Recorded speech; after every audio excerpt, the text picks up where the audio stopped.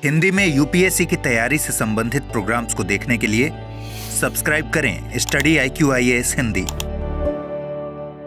Hello everyone, सबसे पहले तो आप सभी लोगों का मैं मनोज कुमार आपके अपने चैनल स्टडी IQIAS हिंदी पर मैं बहुत बहुत स्वागत करता हूं। और मैं उम्मीद करता हूं कि आप लोगों को जो मेरी क्लासेस हैं या स्टडी IQ के प्लेटफॉर्म पर जो क्लासेस उपलब्ध कराई जा रही हैं वो पसंद आ रही होंगी। दोस्तों, मेरा जो उद्देश्य है वो एक ही है इस क्लास को कराने का कि आप लोग इतिहास के सिलेबस को अच्छे तरीके से समझ लें और जो टॉपिक पढ़ाए जा रहे हैं वो आपके एग्जाम में आ सकें। यानी कि चाहे वो वैकल्पिक विषय का टॉपिक हो, ऑप्शनल सब्जेक्ट का, और चाहे वो GS का सब्जेक्ट का हो, ठीक है ना। तो दोनों जगह पर जो इंपॉर्टेंट पोर्शन है उन सभी क्लासेस को मैं यहाँ पर डिस्कस करने की कोशिश कर रहा हूँ। उसी क्रम में आज हम लोग बात करने जा रहे हैं मौर्य प्रशासन के विस्तृत विवरण के बारे में। कल की क्लास में मैंने एक छोटा टॉपिक लिया था जिसमें हमने चर्चा की थी कि मौर्य प्रशासन का स्वरूप कैसा था। देखिए, मैंने एक टॉपिक को अलग सेपरेट तरीके से इसलिए लिया था कि वो एक अलग ही टॉपिक है, एक अलग ही कंसेप्ट में है। उसका उद्देश्य था केवल और केवल आपके हिस्ट्री ऑप्शनल को ध्यान में रखते हुए, ठीक है।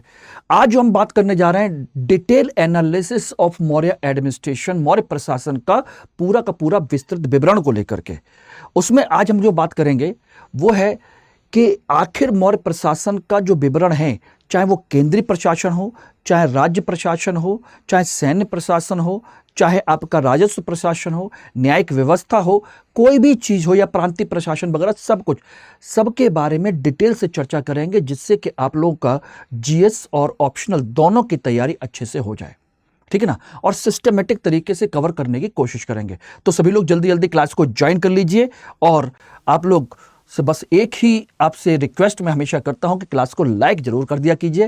भाई, इस तरह तो मेरा हक बनता है आप लोगों से कि आप मेरी क्लास को लाइक करें अगर आप लोग क्लास मेरी देखते हैं।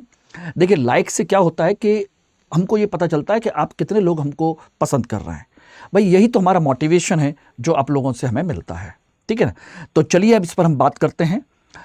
कल हम लोग बात कर रहे थे मौर्य प्रशासन के विस्तृत विवरण के बारे में कि मौर्य प्रशासन का जो स्वरूप था उसके बारे में हमने चर्चा की थी कि मौर्य प्रशासन केंद्रीकृत था या लोकतांत्रिक था, राजतंत्र था, निरंकुश राजतंत्र था, या कल्याणकारी राजतंत्र था, या विकेंद्रीकृत और केंद्रीकृत दोनों के बीच का मिश्रित था।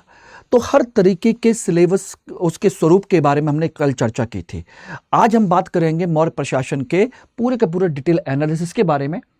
तो इसमें सबसे पहले आता है आपका केंद्रीय प्रशासन।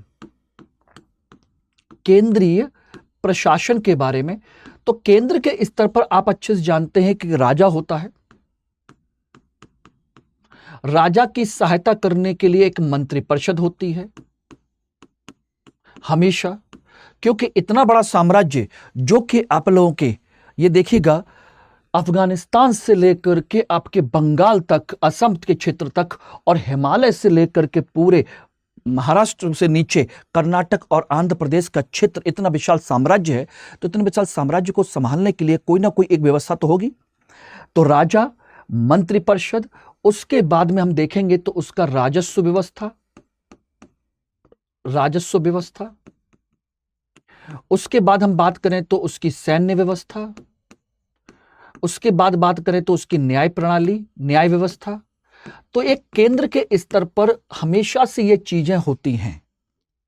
इतना हमको सेंट्रल एडमिनिस्ट्रेशन यानी कि केंद्रीय प्रशासन के बारे में हमको पता होना चाहिए कि कैसे कैसे ये व्यवस्था काम करती है। यही सेम व्यवस्था मौर्य काल में होगी, यही सेम स्ट्रक्चर गुप्त काल में होगा, यही सेम स्ट्रक्चर सातवाहन काल में होगा, यही सेम स्ट्रक्चर कुषाण के समय में होगा, अकबर के समय में होगा, बलबन के समय में होगा, अंग्रेजों के समय में होगा। अल्टीमेट स्ट्रक्चर तो प्रशासन का यही होता है ना। इसलिए स्ट्रक्चर के साथ इसको पढ़ना चाहिए, एक प्रॉपर स्ट्रक्चर के साथ में, जिससे कि आप लोग आसानी से चीजों को कंपेयर कर सकें और आसानी से याद कर सकें, ठीक है ना। ध्यान रखिएगा। इसके बाद आता है अगला, केंद्रीय प्रशासन के बाद आता है प्रांतीय प्रशासनिक विभाजन। प्रशासनिक विभाजन जो आपका यहां लिखा हुआ है, आप देख सकते हैं। तो ये दोनों टॉपिक आज हम कवर कर रहे हैं। प्रशासनिक विभाजन यानी कि उसके कितने प्रांत थे, कितने मंडल थे, ठीक है ना, कितने आपके जिले थे या कितने आपके कहा जाए कि ब्लॉक थे, खंड थे, या उसके ग्राम की प्रशासन की व्यवस्था कैसी थी। इन सब चीज़ों के बारे में एक एक करके हम लोग डिटेल में चर्चा करेंगे और यही एक पैटर्न है जिस तरीके से आप लोग सारी चीज़ों को प्रॉपर तरीके से याद कर सकते हैं। ठीक है ना। इसमें सबसे पहले अगर हम बात करें तो एक चीज़ ध्यान रखिएगा दोस्तों, केंद्रीय प्रशासन के बारे में हम लोग सबसे पहले चर्चा कर रहे हैं। तो उस प्रशासन के संदर्भ में सबसे पहले मैं बात करूं तो इसको हटा देते हैं। केंद्रीय प्रशासन के बारे में सबसे पहला टॉपिक आता है कि आखिर इसके प्रशासन के बारे में स्रोत क्या है। तो दोस्तों स्रोत हैं आपके 3, ध्यान रखना, स्रोत आपके 3 हैं। एक है कौटिल्य का अर्थशास्त्र जो इसका मुख्य आधार है, कौटिल्य का अर्थशास्त्र जो इसका क्या कहा जाए मूल आधार है। मौर्य प्रशासन का आधार स्तंभ क्या है? कौटिल्य का अर्थशास्त्र, यानी कि पूरा प्रशासन इसी अर्थशास्त्र के सिद्धांतों पर व्यवस्थित किया गया था। एक दूसरी बात यह है, इसमें दूसरा है आपकी मेगास्थनीज की इंडिका। मेगास्थनीज की इंडिका की जो किताब है उसमें भी मौर्य प्रशासन के बारे में जानकारी दी गई है। लेकिन यहां पर याद रख लीजिएगा, आपके एग्जाम पॉइंट ऑफ व्यू से 2 चीजें ही इसके बारे में विशेष तौर पर चर्चा की गई है और वो है आपका नगर प्रशासन और आपका दूसरा दिया गया है सैन्य प्रशासन। अगर आप लोगों ने पिछली मेरी क्लासेस देखी होंगी तो मैंने कौटिल्य के अर्थशास्त्र और मेगास्थनीज की इंडिका दोनों पर मैंने डिटेल में डिस्कशन किया था। अगर वो आपको याद हो तो यहां पर सारी चीजें रिवाइज हो जाएंगी, नहीं तो बाकी तो मैं पढ़ाऊंगा ही पढ़ाऊंगा। ठीक है ना। और तीसरी क्लास मैंने एक और आप लोगों के साथ डिस्कस की थी, वो थी आपके अशोक के अभिलेख। और अभिलेख यहां पर ध्यान रखिएगा दोस्तों, वो 2 प्रकार के अभिलेख हैं। नंबर 1 सबसे पहले तो अशोक के अभिलेख, जिसमें प्रमुख अधिकारियों की चर्चा की गई है कि मौर्य प्रशासन के लिए अशोक ने कौन कौन से अधिकारियों की नियुक्ति की थी, तो उनकी चर्चा की गई है, तो इस बारे में जानकारी दी गई है। दूसरा इसमें एक और भी है प्रशासन के संदर्भ में, वो है अशोक के अभिलेख के अलावा रुद्रदामन का जूनागढ़ अभिलेख।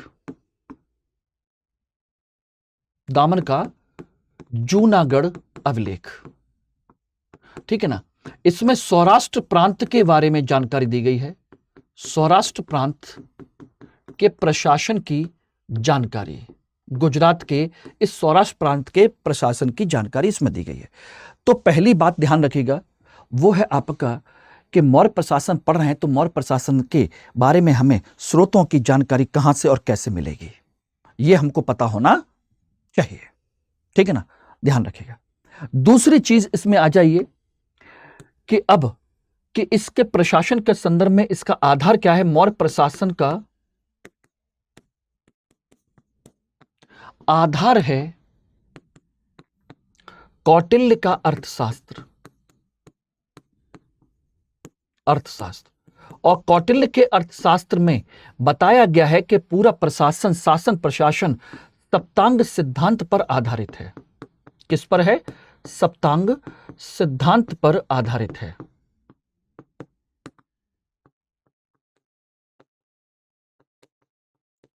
Okay, clear.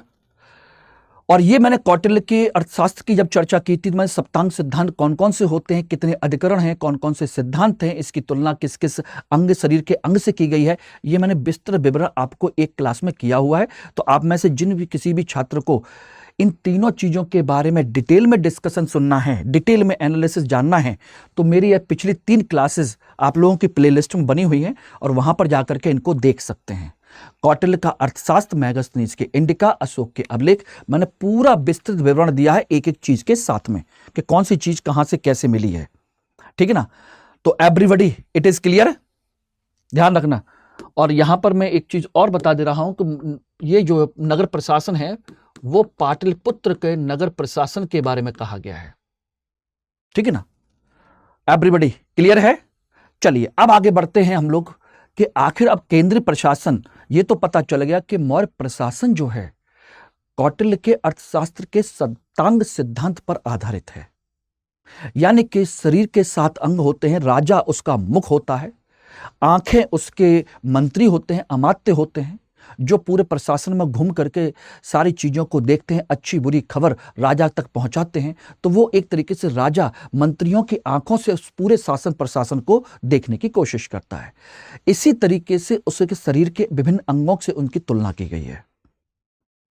ओके, ध्यान रखना। अब इसमें बात करते हैं दूसरी चीज को लेकर के कि आखिर इस पीरियड में प्रशासन व्यवस्था कैसी थी। तो केंद्रीय प्रशासन के बारे में हम बात करें तो यहां पर एक कल्याणकारी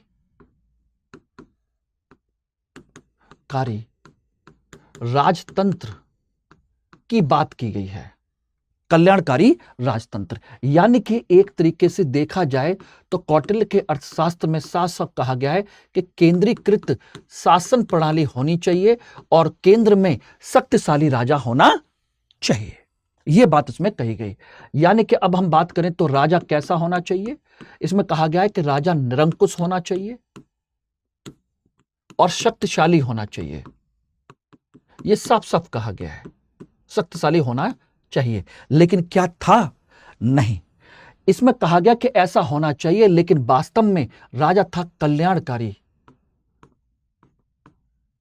कल्याणकारी राजा था, जनता के कल्याण के लिए काम करने वाला राजा था, जो कि शक्तिशाली भी था, हालांकि निरंकुश भी था। ऐसे नहीं कह सकते कि निरंकुश ना हो। तो ये एक परंपरा थी। दूसरा, इसमें एक चीज और बात कही गई है, उसको ध्यान रखिएगा।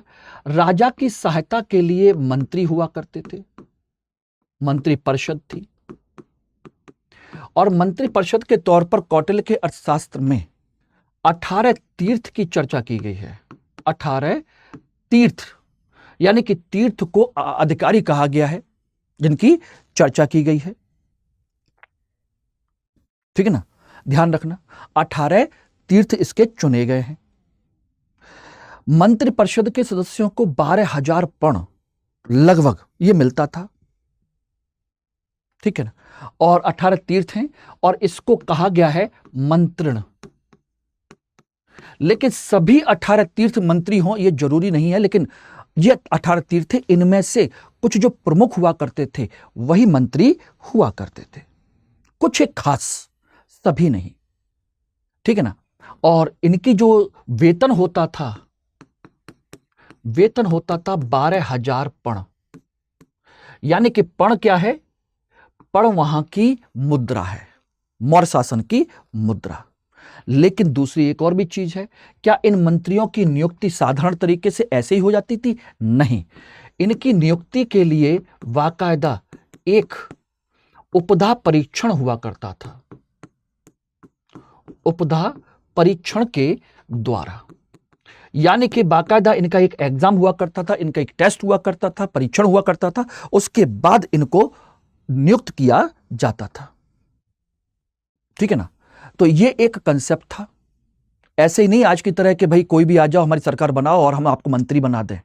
नहीं, चाहे अंगूठा छाप हो, पढ़ा लिखा हो या बहुत पढ़ा लिखा हो या पैसे वाला हो या अनपढ़ हो, इससे कोई मतलब नहीं है। ठीक है ना, ध्यान रखना। तो ये कंडीशन है। इनमें देखा जाए तो 18 तीर्थ में जो प्रमुख हैं उनमें एक आप ध्यान दीजिएगा, तो एक है आपके पुरोहित या प्रधानमंत्री मंत्री हैं, एक सेनापति हैं, एक सन्निधाता हैं। ठीक है ना, इस तरह के आपके लोग हैं। सेनापति हैं, सन्निधाता हैं, समाहर्ता हैं। समाहर्ता यानी कि जो कर संग्रह करने वाला है, सन्निधाता जो उस कर संग्रह करने के बाद उसको राजस्व खजाने का रक्षक कह सकते हैं, खजाने का अधिकारी कह सकते हैं, कोषाध्यक्ष कह सकते हैं। ठीक है ना। इन्हीं में से एक होता है इनका युवराज भी होता है। तो कुल मिलाकर के 5-6 ये प्रमुख हुआ करते थे। तो ध्यान रखना। तो सन्निधाता क्या है ना, ये है कोषाध्यक्ष, कोष। समाहर्ता कर संग्रह करने वाला। सेनापति आप जानते ही हैं, युवराज आप जानते ही हैं, प्रधानमंत्री कौन होता है ये आप जानते ही हैं। और चंद्रगुप्त मौर्य के समय प्रधानमंत्री कौन था? कौटिल्य, ठीक है ना। उसके बाद राधागुप्त, अशोक के समय में भी राधागुप्त थे। तो ये एक प्रमुख व्यवस्था इस समय की रही है। और मंत्रियों की सहायता के लिए क्या कंडीशन थी? इन मंत्रियों की सहायता के लिए कुछ अधिकारी और हुआ करते थे, अधिकारी जिन्हें नाम दिया गया अध्यक्ष। और कौटिल्य के अर्थशास्त्र में इनकी संख्या बताई गई है 27 अंक की। ये भी विभिन्न विभागों के अध्यक्ष हुआ करते थे, यानी कि ये क्या थे? विभिन्न विभागों के प्रमुख हुआ करते थे। विभाग प्रमुख है, अधिकारी हैं, यानी कि एक प्रकार के वर्तमान के सेक्रेटरी कह सकते हो, डिफरेंट सेक्रेटरीट। पन्याध्यक्ष वाणिज्य विभाग का अध्यक्ष है, सूनाध्यक्ष बूचड़ खाने का अध्यक्ष है, ठीक ना। सीताध्यक्ष राजकीय भूमि का अध्यक्ष है। तो ये एक अलग लिस्ट है जिसको आप लोगों को जानना चाहिए, ठीक है ना। तो इस तरीके से उनके बारे में आपको बताया गया है। Everybody, it is okay, clear, समझ में आ गया? तो यह केंद्र के स्तर पर हमने मंत्रिपरिषद और उनके बारे में जानने की कोशिश की। अब इसके बाद बात करते हैं तो इनका राजस्व प्रशासन हुआ, ठीक है ना, या इनके बारे में हम कहें तो इनका सैन्य विभाग है, या हम कहें तो इनकी कुछ अन्य व्यवस्थाएं हैं, न्याय व्यवस्था है, उन सब के बारे में चर्चा करेंगे। लेकिन उससे पहले मैं एक इंपॉर्टेंट इंफॉर्मेशन आप लोगों को जरूर देना चाहता हूं कि आप में से जो भी छात्र हिस्ट्री ऑप्शनल की क्लास लेना चाहते हैं, ज्वाइन करना चाहते हैं, तो दोस्तों अभी 20 मई से इस बैच में एडमिशन क्लोज हो जाएंगे। अभी 6 मई से ये बैच स्टार्ट हुआ था, जिसमें अभी हमने पहला चैप्टर डिस्कस किया है, पाषाण काल। अगर आप चाहते हैं प्रॉपर तरीके से क्लास करना और आपके 2025 या 2026 में एग्जाम क्वालिफाई करना चाहते हैं, और क्वालिफाई करने के लिए चाहिए दोस्तों ऑप्शनल सब्जेक्ट में कम से कम 300 प्लस अंक क्वालिफाई करने के लिए, और साथ के साथ जीएस में भी अच्छे नंबर चाहिए प्रॉपर रैंक के साथ। मैं चाहता हूं कि आप केवल सिलेक्शन ना लें, बल्कि अच्छी रैंक के साथ प्रॉपर आईएएस बनने का जो आपने सपना देखा है वो पूरा होना चाहिए। आधे अधूरे मन से तैयारी जब करेंगे तो किसी तरह से गिरते पड़ते सिलेक्शन हो गया और रैंक आई बिल्कुल निचली, तो सरकारी नौकरी तो लग जाएगी, लेकिन जिंदगी भर इस बात का अफसोस रहेगा कि काश हम भी एक आईएएस अधिकारी होते, क्योंकि उसके बराबर सम्मान तो नहीं मिलने वाला।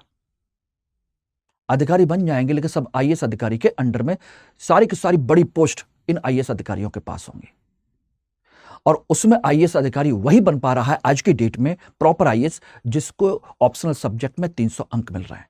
और हिस्ट्री में मैं गारंटी देता हूं, हिस्ट्री में मैं आपको एश्योर करता हूं कि 300 प्लस अंक आसानी से हिंदी माध्यम में लाए जा सकते हैं। जब मैं ला सकता हूं, मेरे साथ के कई सारे लोग हैं आराम से उन लोगों ने 60% से ऊपर नंबर लेकर के आए।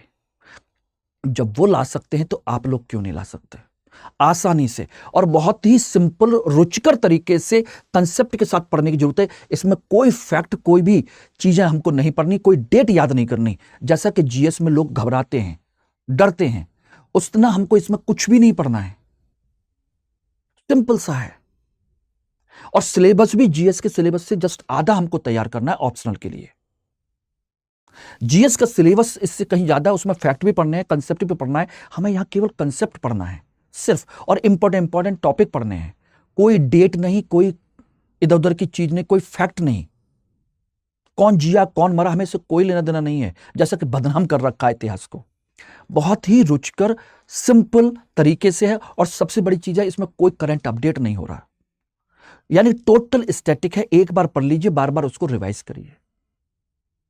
तो यानी कि सारी चीजों को तैयार करने की जिम्मेदारी मेरी है, यानी कि आप लोगों को इसमें मैं सब कुछ वो कराऊंगा। आप लोगों को ज्यादा किताब पढ़ने की जरूरत नहीं है, एक बेसिक किताब पढ़िए, एनसीईआरटी पढ़िए, बस। बाकी सब कुछ ए टू जेड हर डायमेंशन को डिस्कस करना, सब कुछ प्रोवाइड कराना मेरा काम है। यानी कि इसमें क्लास और टेस्ट सीरीज तो रहेगी, इसमें आपके नोट्स, हैंड नोट्स ये रहेंगे, हैंड रिटन नोट्स भी रहेंगे, क्लास के पीडीएफ, यानी जो क्लास में पढ़ाया जाता है वो भी पीडीएफ आपके पास रहेगी। साथ के साथ इसमें डेली आंसर राइटिंग होगा, डेली आंसर राइटिंग, ठीक है ना। वीकली टेस्ट, जबकि होता नहीं है लेकिन फिर भी मैं इसमें कंडक्ट कर रहा हूं वीकली टेस्ट। ये सब कुछ इसमें इंक्लूड है। अब कुछ करने की जरूरत ही नहीं पड़ेगी, बस भरोसा कीजिए, ऑप्शनल बैच को ज्वाइन करिए और अभी मात्र आपके 15,999 रुपए में MK लाइव कोड के साथ बैच स्टार्ट हो जाएगा, जिसकी क्लास आपकी दोपहर में 1 बजे होती है। दुनिया जिस समय आराम कर रही है उस समय आप लोग 3 घंटे क्लास करके 5 महीने में इस सिलेबस को दिसंबर से पहले कंप्लीट करके नोट्स बना करके सब कुछ आप रख सकते हैं और उसके बाद केवल रिवीजन करिए, एनरिच कीजिए, आंसर राइटिंग की प्रैक्टिस कीजिए और ऑप्शनल जितना अच्छा तरीके से तैयार करेंगे वो सब कुछ इसमें मिलेगा, उतना ज्यादा नंबर आएगा। तो मेरा टारगेट इसमें है, अगर आप चाहते हैं तो इसके थ्रू आप मेरे साथ जोड़ सकते हैं। MK लाइव कोड लगाना मत भूलिएगा, वरना डिस्काउंट आपको नहीं मिलेगा, महंगा पड़ जाएगा कोर्स। बाकी गाइडेंस से लेकर के, पर्सनल कोच से लेकर के हर तरफ पर मैं करूंगा ही करूंगा। और हिस्ट्री ऑप्शनल से आपको जीएस में बहुत बड़ा फायदा मिलने वाला है, और वो है, जैसे आप लोग ध्यान दीजिएगा, जीएस का फर्स्ट पेपर मेंस का वो सॉल्व होगा ही होगा, पूरा सिलेबस है, प्लस जीएस का सेकंड पेपर पॉलिटी वाला, जिसमें आपका कॉन्स्टिट्यूशनल डेवलपमेंट से लेकर के आईआर वाले टॉपिक सारे के सारे हिस्ट्री में कवर होते हैं, केवल करंट छूट जाता है। अब तक का वर्ल्ड हिस्ट्री पूरा पढ़ना पड़ता है, इंटरनेशनल रिलेशन से लेकर के सब कुछ पढ़ना पड़ता है, इंडिया की फॉरेन पॉलिसी से लेकर गुटनिरपेक्ष आंदोलन से लेकर संयुक्त राष्ट्र संघ से लेकर के सब कुछ हमारे इसमें है, विदेश नीति वगैरह सब कुछ हिस्ट्री में आपको पढ़ना पड़ेगा, वो सब कुछ यहां से कवर हो जाता है। जीएस का फोर्थ पेपर एथिक्स वाला, जिसमें 2 यूनिट हैं आपकी, वो भी इसमें कवर होती हैं, फिलोसफर्स और थिंकर्स वाली, हिस्टोरिकल बैकग्राउंड सब कुछ यहीं से तो आएगा। तो एक सब्जेक्ट से आपको कितनी सारी हेल्प मिलने वाली है। तो इसको ये मत सोचना कि हिस्ट्री के जीएस में केवल 1 या 2 क्वेश्चन होंगे। दूसरी सबसे बड़ी चीज एक और समझिएगा, जीएस का पेपर का जो सिलेबस है वो आपके ऑप्शनल से कहीं ज्यादा और उनका क्वेश्चन का लेवल उससे कहीं ज्यादा टफ है। तो बेहतर है आप मेरे साथ जुड़िए और 300 प्लस अंक ला करके, मार्क्स ला करके आराम से सिलेक्शन लीजिए, अच्छी रैंक लीजिए, ठीक है ना। बस 20 तारीख के बाद इस बैच में एडमिशन नहीं होंगे। उसके बाद बैच कब शुरू होगा, क्योंकि ये ऑप्शनल का है, जीएस का नहीं है कि हर महीने में 2 बैच स्टार्ट होते हैं, मॉर्निंग इवनिंग, ऐसा नहीं है। इसमें बहुत टाइम लगेगा और समय रहते ही सारी चीजें कर लेंगे तो बेहतर होगा। बाकी आपको कोई भी डाउट हो तो मुझे यहां पर कांटेक्ट कर सकते हैं। ये मेरा टेलीग्राम, इंस्टाग्राम और ये मेरी मेल आईडी है, यहां कांटेक्ट कर लीजिएगा। टेलीग्राम बार कोड है, यहां कांटेक्ट कर लीजिएगा। लेकिन कोर्स परचेस करते समय MK लाइव कोड लगाना मत भूलिएगा, क्योंकि ये आपको डिस्काउंट भी देगा और मुझसे आपको पर्सनली कनेक्ट भी करेगा, ठीक है ना। तो केंद्रीय प्रशासन के अंतर्गत अब हम बात कर रहे हैं राजस्व प्रशासन को लेकर के। राजस्व प्रशासन के संदर्भ में आपका ध्यान दीजिएगा, आपके कौटिल्य का अर्थशास्त्र इसमें विस्तृत जानकारी देता है। अर्थशास्त्र इसके बारे में विस्तृत जानकारी देता है और कहता है कि 7 प्रकार के स्रोत हैं राज्य के, राज्य की आय के 7 प्रकार के स्रोत, यानी कि 7 स्रोतों से राज्य की आय होनी चाहिए। और राज्य जितना आर्थिक रूप से मजबूत होगा उतना ही बेहतर वह काम कर सकता है, उतना ही बड़ा साम्राज्य बन सकता है, उतना ही बेहतर उसकी शासन प्रणाली चलाई जा सकती है, ठीक है ना। ध्यान रखना, इसमें मुख्य आय का स्रोत क्या है? मुख्य आय का स्रोत, मुख्य आय का स्रोत है आपका भूराजस्व। भूराजस्व जिससे हम क्या कहते हैं? भाग। क्या कहते हैं? भाग। और यह कितना होता था? यह जनरली आप लोगों का लिया जाता था 1/3। सामान्य तौर पर कहीं कहीं पर अशोक के अभिलेखों में लिखा हुआ है कि 1/6 भी लिया जाता था, यानी कि 1/3 से लेकर के 1/6 तक आपका लिया जाता था। 1/3 कहां लिया जाता था? 1/3 उन किसानों से लिया जाता था जिसके लिए शासक अपनी सिंचाई की व्यवस्था उपलब्ध कराते थे, यानी कि नहर के माध्यम से। बाकी 1/4 से लेकर 1/6 तक आपका चलता था। लेकिन आपने देखा होगा अशोक के अभिलेखों में बताया गया है कि रुम्मनदेही अभिलेख के आधार पर लुम्बिनी क्षेत्र में जहां महात्मा बुद्ध का जन्म हुआ था वहां पर उस कर को हटा करके 1/8 कर दिया गया था, ठीक है ना। ध्यान रखिएगा। इसके अलावा एक कर और होता था राज्य की आय का मुख्य स्रोत, जिसे हम क्या कहते थे? सीता। यह सीता होती थी राजकीय भूमि से प्राप्त आय, यानी कि जो राजा की भूमि होती है उससे जो इनकम प्राप्त होती है, जो कुछ भी अनाज पैदा होता है उसको सीता कहा जाता है। उसको क्या कहते हैं? सीता कहते हैं। ओके, इसके अलावा कुछ अन्य करों की जानकारी और मिलती है। अन्य कर कौन कौन से हैं? अन्य कर जैसे हम बात करें तो प्रणय कर है। प्रणय कर, प्रणय कर क्या होता है? प्रणय का मतलब निवेदन करना नहीं होता, बल्कि प्रणय कर होता है आपका संकट के समय लिया जाने वाला कर, यानी कि आपात कर कहते हैं। यानी कि राज्य पर कभी भी कोई संकट आ जाए, आपदा आ जाए किसी भी तरीके से, उसके लिए लिया जाता था। एक होता है विष्टि। विष्टि, विष्टि का मतलब होता है बेगार, बेठ बेगार, यानी कुछ लोगों से कर के बदले में उनसे काम करवाया जाता था। ठीक है ना। एक होता था बलि। बलि होता धार्मिक कर, धार्मिक कर होता था, यानी किसी धर्म विशेष के लिए लिया जाता था। एक होता था रज्जु। रज्जु यानी कि भूमि मापन का कर, भूमि के मापन का कर लिया जाता था। ठीक है ना। चोर रज्जु, इस तरीके से आपका किया जाता था। एक होता था शुल्क, यह होता था चुंगी, जो आयात कर है, एक प्रकार से हम कह सकते हैं शुल्क। ओके, तो इस प्रकार से आपके विभिन्न प्रकार की राजस्व व्यवस्था थी जिससे सरकार की आय प्राप्त होती थी। ठीक है ना, क्लियर हो गया। अब यहां पर इसके अलावा आ जाइए, राजस्व प्रशासन के अलावा अब आज बात करते हैं इनके, कहा जाए कि सैन्य प्रशासन के बारे में। सैन्य प्रशासन के बारे में कौटिल्य कहता है कि राजा की चतुरंगड़ी सेना थी। कैसी सेना थी? चतुरंगड़ी, यानी कि 4 प्रकार की, हाथी, घोड़ा, रथ और पैदल। यह चतुरंगड़ी सेना की उसने, कौटिल्य ने बात की है। ठीक है ना। और बताया गया है कि अशोक के पास, वो चंद्रगुप्त मौर्य के पास में लगभग 6 लाख से ज्यादा पैदल सिपाही थे। यह मेगास्थनीज के इंडिका में कहा गया है। प्लूटार्क लिखता है कि 6 लाख की सेना के माध्यम से उसने पूरे भारत को रौंद दिया था, यानी कि सेना बहुत विशाल थी। मौर्यों की सेना बहुत विशाल थी, विशाल, यानी कि हम कह सकते हैं तो प्लूटार्क के अनुसार, प्लूटार्क के अनुसार 6 लाख की सेना थी, कम से कम 6 लाख की सेना। पिलनी भी यही कहता है, स्ट्रैबो यही कहता है। ठीक है ना।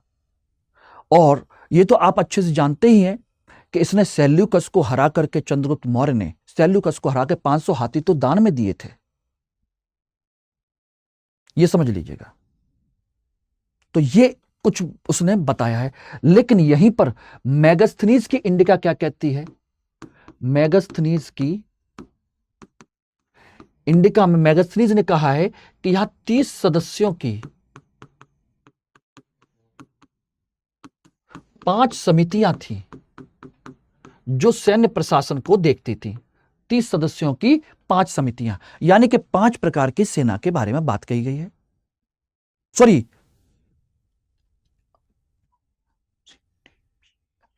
6, 5 नहीं, 6 समितियां, 5 सदस्य की एक समिति, यानी कुल मिलाकर के 6 समितियां हैं। इनमें आपके कौन हैं? देखिए, हाथी, घोड़ा,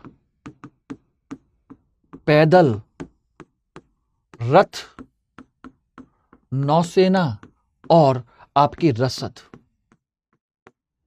ये 2 सेना के बारे में आपके मेगास्थनीज ने आपको अलग से बताया है।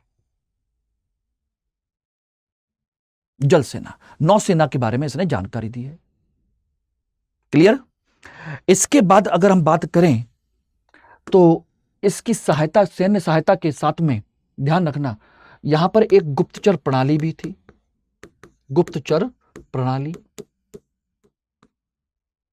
जो सैन्य व्यवस्था के साथ साथ में पूरे प्रशासन को चलाने का काम करती थी।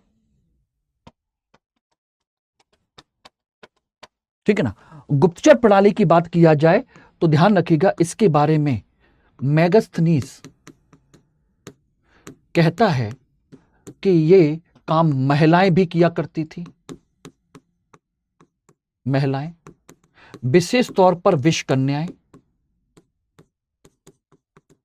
जिन्हें अलग नाम से कहते थे, विष कन्याएं चला करती थी, मेगास्थनीज ने कहा है। लेकिन गुप्तचर प्रणाली के बारे में कौटिल्य क्या कहता है? कौटिल्य कहता है कि इस काल में एक व्यवस्थित प्रणाली थी और यह दो प्रकार की थी। दो प्रकार की, एक संस्था और एक संचरा। दो प्रकार की गुप्तचर प्रणाली है। क्या कहते हैं? संस्था और संचरा। ये ध्यान रखिएगा।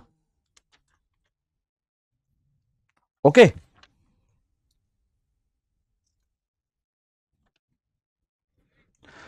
संस्था यानी कि जो संगठित रूप से काम करते थे, संस्था के रूप में, यानी कि जो संगठित थे। जैसे आज की डेट में हम बात करें तो क्या कह सकते हैं? हमारा आईबी, इंटेलिजेंस ब्यूरो, ठीक है ना, ये संस्था है। ठीक। और दूसरा संचरा, जो कि असंगठित है। असंगठित, इसका मतलब है ये लोग भेष बदल करके कहीं भी किसी भी रूप में रहते थे। ठीक है ना, अलग अलग रूप में अलग अलग जगह पर ये काम करते थे, वहीं से ये सारा काम, सारी व्यवस्थाओं के बारे में बताते थे। और कौटिल्य ने इन गुप्तचरों को एक नाम दिया है जिसे हम कहते हैं गूढ़ पुरुष। गूढ़ पुरुष कहा है इन गुप्तचरों को, गूढ़ पुरुष कहा गया है। तो सैन्य व्यवस्था, गुप्तचर प्रणाली। अब आ जाइए इसके बाद में देखिए तो यही केंद्र के स्तर पर न्याय प्रणाली है। क्या है? न्याय प्रणाली की भी चर्चा की गई है। कौटिल्य के अर्थशास्त्र में मैंने आपको बताया था कि पार्ट 3, पार्ट 4, अध्याय 3 और अध्याय 4 में दो प्रकार की न्याय प्रणाली की चर्चा की गई है। तो दो प्रकार की न्याय प्रणाली है इस समय। एक है आपकी सिविल, यानी कि आपकी कह सकते हैं हम सिविल, और दूसरी है फौजदारी। सिविल यानी कि दीवानी और फौजदारी कह सकते हैं, दीवानी और फौजदारी। दीवानी का जो है उसको हम धर्मस्थीय कहते हैं, जो न्यायाधीश है, और इसको कहते हैं कंटक शोधन। अगर आप लोगों ने कौटिल्य का अर्थशास्त्र पढ़ा होगा और मेरी क्लास देखी होगी तो ये सब आपको याद आ रहा होगा। क्यों दोस्तों, याद आ रहा है कि नहीं आ रहा?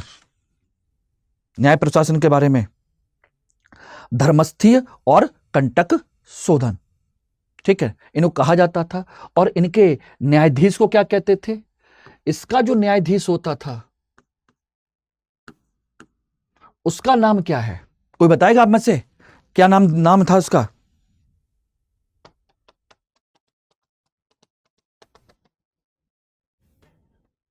इसका नाम था व्यवहारिक, और इसका नाम था प्रदेष्टा। प्रदेष्टा, और इसका नाम था व्यवहारिक। इस तरीके से न्याय प्रणाली की आपकी व्यवस्था की गई थी। ओके, क्लियर है एवरीबॉडी?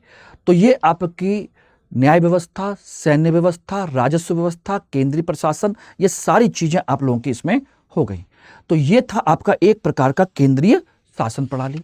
अब हम बात करते हैं प्रशासनिक विभाजन को लेकर के। तो प्रशासनिक विभाजन के संदर्भ में हम बात करें तो सबसे ऊपर कौन थे? प्रांत। और इस पीरियड में आपके 5 प्रांतों की जानकारी मिलती है। 5 प्रांत थे। उत्तरापथ, जिसकी राजधानी क्या थी? तक्षशिला, ये मैंने कल भी आपको बताया था। प्राच्य यानी कि पूर्वी, जिसकी राजधानी थी पाटलिपुत्र। कलिंग, ये अशोक के समय में था। अशोक के समय में इसकी राजधानी थी तोसली। ठीक है ना। दक्षिणापथ, इसकी राजधानी थी सुवर्णगिरी। ठीक है ना। और अवंतीरठ, इसकी राजधानी थी उज्जैनी। ठीक है ना। तो ये 5 प्रांत थे और उनकी राजधानियां हैं। इनमें से ध्यान रखिएगा जो 4 हैं, नंबर 1, नंबर 2, नंबर 3 और नंबर 4, यानी कि 4 प्रांत थे चंद्रगुप्त मौर्य के समय में। और 5वां जो प्रांत था कलिंग,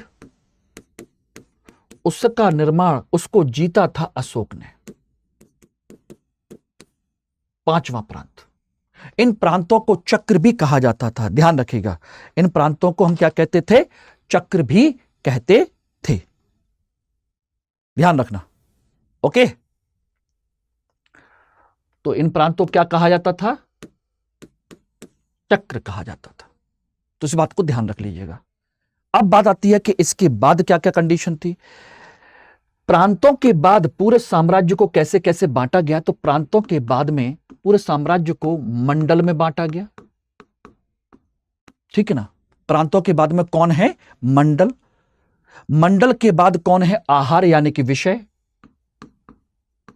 आहार यानी कि विषय, जिसे हम क्या कह सकते हैं? जिला कह सकते हैं। और इसका अधिकारी कौन होता था? विषयपति।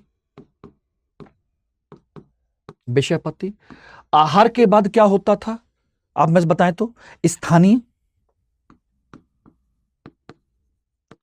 स्थानीय जिसमें 800 गांव होते थे, 800 गांव का समूह हुआ करता था। स्थानीय के बाद में द्रोणमुख, याद है कि नहीं? 400 गांव। द्रोणमुख यानी कि 400 गांव होते थे। उसके बाद होता था खारवटिक, जिसमें 200 गांव हुआ करते थे। यह क्रम से याद कर लीजिएगा, खारवटिक जिसमें 200 गांव हुआ करते थे। उसके बाद आता था आपका अगला, जिसे हम कहते हैं खारवटिक के बाद में, वो था आपका संग्रहण।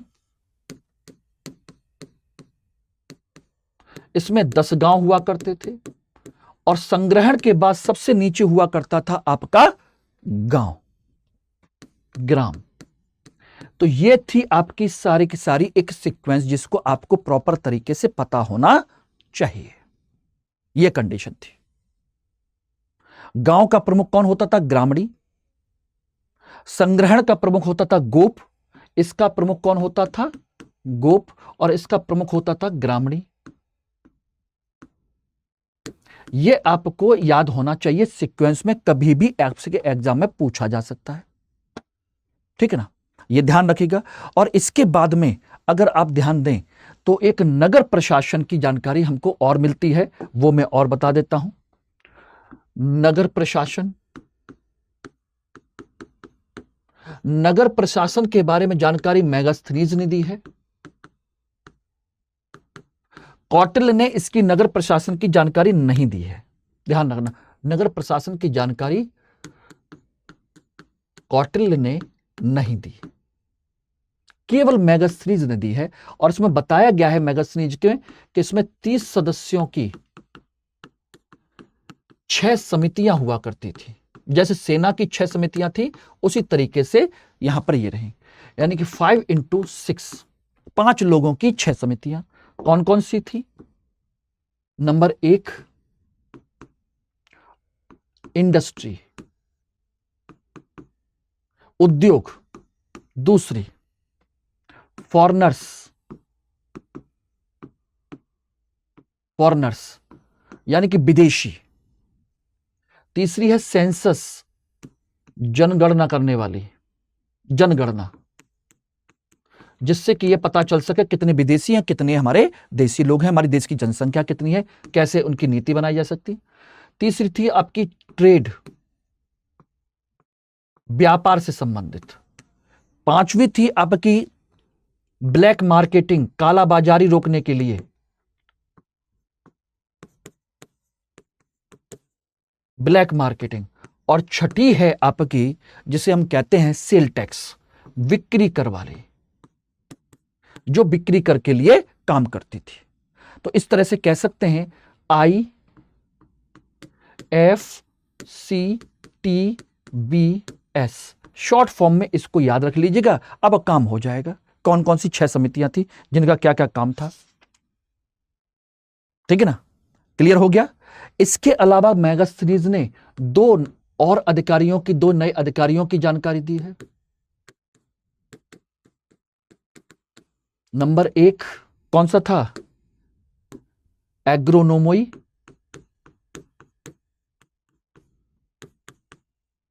और दूसरा था एस्टिनोमोई। एग्रोनोमोई और दूसरा एस्टिनोमोई। याद आ रहा है कि नहीं आ रहा? एग्रोनोमोई जिलाधिकारी, सड़क निर्माण अधिकारी, जिलाधिकारी कह सकते हैं, जिला सड़क। और एस्टिनोमोई ये था आपका नगर अधिकारी, नगर अधिकारी, नगर की शासन व्यवस्था को देखने वाला, उसका चर्चा की गई है, नगर का प्रमुख अधिकारी है। तो कुल मिलाकर के ये सारी चीजें आपकी समझ में आ गई होंगी कि कितना तरीके से कैसे व्यापार इसके प्रशासन के बारे में कही गई है। अब इसके अलावा एक चीज और ध्यान रखिएगा, अशोक ने भी कुछ अधिकारियों की चर्चा की है। अशोक ने सबसे पहले तो धम्म महामात्र की नियुक्ति की। महामात्र यानी कि धम्म का प्रचार प्रसार करने वाले, ठीक है ना, जिसकी चर्चा कहां की गई है? 5वें शिलालेख में। याद आ रहा है कि नहीं आ रहा? जिन लोगों ने मेरा अब लेख वाले क्लास पढ़ी होगी तो उनको याद आ जाएगा। दूसरा अशोक ने और किसकी जानकारी दी है? एक है युक्तक, दूसरे राजुक, और तीसरे हैं प्रादेशिक। युक्तक, राजुक और प्रादेशिक, इन 3 अधिकारियों की चर्चा की है तीसरे शिलालेख में। याद है? तीसरा, थर्ड शिलालेख, तीसरा शिलालेख, और ये 5वां शिलालेख का युक्तक, राजुक और प्रादेशिक, जिसकी चर्चा की गई है, ठीक है ना। युक्तक कौन है? प्रदेश अधिकारी, प्रदेश का यानी कि राज्य का सबसे बड़ा अधिकारी युक्तक, ठीक है ना। नहीं, सॉरी, युक्त प्रदेश का अधिकारी तो प्रादेशिक है, प्रदेश अधिकारी। राजुक कौन है? राजुक है जनपद अधिकारी, जिलाधीश, जिलाधीश। और युक्तक कौन है? युक्तक है आपका राजस्व अधिकारी, अधिकारी। इस तरीके से आपका पूरा प्रशासन आपके इसमें डिटेल में मैंने चर्चा की है, अगर याद हो तो। इसको अच्छे तरीके से कर लीजिए। मैं उम्मीद करता हूं कि आप लोगों का पूरा एक क्वेश्चन यहां से जीएस में, ऑप्शनल में, कहीं पर भी कैसे भी पूछा जाए, आप लोग इसके माध्यम से क्लास को कवर कर सकते हैं, पूरा डिटेल में कवर कर सकते हैं अच्छे से, ठीक है ना। और आप लोगों के लिए एक इंफॉर्मेशन और है, वो ये है कि अगर आप जीएस का फाउंडेशन बैच 2025 और 2026 के लिए ज्वाइन करना चाहते हैं तो आज से यानी कि कल से ही ये बैच स्टार्ट हो चुका है, 17 मई से सुबह 8 बजे। इसमें अभी एडमिशन की 2-3 दिन की संभावना है, यानी कि लगभग 22 तारीख तक एडमिशन इसमें हो सकते हैं, ठीक है ना। इसको अभी आप कर सकते हैं और ये बैच आपको मात्र मिल जाएगा 27,999 रुपए में, लेकिन ये आपको यूज करना पड़ेगा MK लाइव कोड। यानी कि MK लाइव कोड इस्तेमाल करने के बाद मेरे से आप जुड़ जाएंगे, मेरे पर्सनल गाइडेंस के साथ जुड़ जाएंगे और आपको डिस्काउंट भी मिल जाएगा। और इसके साथ साथ इसमें आपको 18 किताबों का कंप्लीट सेट भी मिलेगा, जिसकी मार्केट में कॉस्ट लगभग 10,000 है। और इतनी बेहतरीन किताबें हैं जिनसे आप लोग कहेंगे कि हमें किसी और किताबों की जरूरत नहीं पड़ेगी। रियली में बहुत ही आउटस्टैंडिंग तरीके से इनको लिखाया गया है, एग्जाम के पॉइंट ऑफ व्यू से, टू द पॉइंट, आलतू फालतू कोई बात नहीं। कोई अगर आप कहा जाए कि ये आपकी ट्रांसलेटेड वर्जन है, वो भी नहीं है, जटिल भाषा नहीं है, बिल्कुल सिंपल भाषा में सारी किताबें लिखी गई हैं जो आपके एग्जाम के लिए बहुत इंपॉर्टेंट है। तो आप अननेसेसरी पैसा क्यों बर्बाद करेंगे? और इसमें आप लोगों को जो क्लास प्रोवाइड कराई जाएगी वो 4 स्टेज में होगी, यानी कि पहले फाउंडेशन, फिर प्री के लिए अलग, मेंस के लिए अलग और इंटरव्यू के लिए अलग। और इंटरव्यू, प्री और मेंस और के लिए आपको टेस्ट सीरीज और आपकी क्रैश कोर्स आपको अलग से प्रोवाइड कराया जाएगा, जिसका कोई चार्ज नहीं है। इसमें आपको सीसेट इंक्लूड है, इसमें करंट अफेयर क्लास इंक्लूड है, आपको कोई चार्ज नहीं देना। इसमें आप लोगों को देखिए मटेरियल से लेकर के पर्सनल मेंटर तक आपको प्रोवाइड कराया जाएगा। क्लास नोट्स, PDF, क्रक्स, सब तरह का मटेरियल और बुक्स, सब कुछ इसमें आप लोगों को प्रोवाइड कराया जा रहा है। ठीक है ना?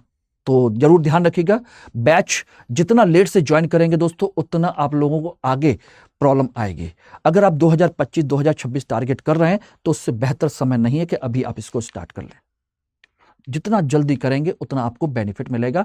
और ध्यान रखिएगा दोस्तों, बिना सही रणनीति के, बिना सही मार्गदर्शन के यूपीएससी जैसा एग्जाम आसानी से पास नहीं होता। ठीक है ना? Thank you very much. Hindi में यूपीएससी की तैयारी से संबंधित प्रोग्राम्स को देखने के लिए सब्सक्राइब करें स्टडी IQ IAS हिंदी।